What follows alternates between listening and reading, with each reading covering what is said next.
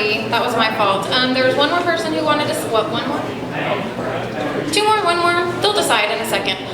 They're from the Occupy Athens movement, and they wanted to talk about some commonalities that the two movements have, and they'll just take a minute and then we'll listen to the band. Go ahead. Hey, I'm Adam from Occupy Athens, and I think the #1 commonality between the two movements is that we are both against the fact that corporations control our government, and we think we, the people of the United States of America, should control our government. Well, I've been a Ron Paul supporter for a long time, ever since, at least since in '08, but there's a lot of issues that we have in common. Occupy is not just a bunch of socialists who want to increase the size of government. That's not what we're all about. And there's a lot of issues we have in common that we can work together on, like civil liberties. Of course, everyone's for that. We want to end the wars. End the wars! And that includes the war on drugs, that's like my pet peeve, that people seem to diminish that issue when so many people are in jail, just for a little drug use. It's totally nonviolent. So Ron Paul would free all the nonviolent drug offenders.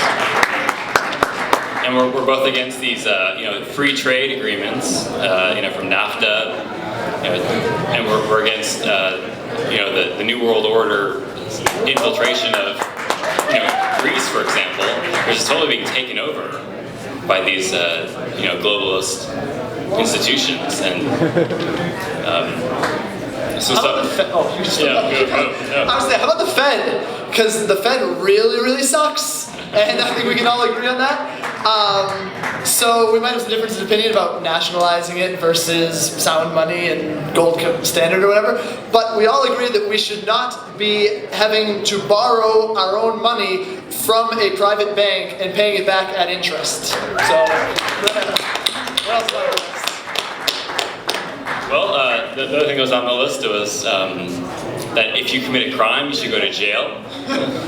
And that's crazy. That's a political issue that includes, bankers, illegally foreclosing on people, and that includes, even people in higher offices who, abuse their power, such as assassinating people. I would say that that's should be considered a crime in this country.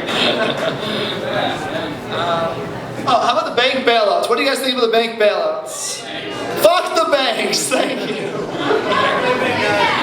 Sorry, I was just repeating that. So I think one of the points I wanted to make is, even though there are real differences between people's opinions, and you can be more toward the right or to the left on economic issues, there are a whole bunch of issues in this country that are just about the fact that our government has been taken over by corporate interests who do all these things in their own interest against the interests of the American people, and that we can all be together to fight against that. So don't let them divide us and force us to vote for their mainstream Obamas and Romneys, because the country's not going to get any better with either of them. So.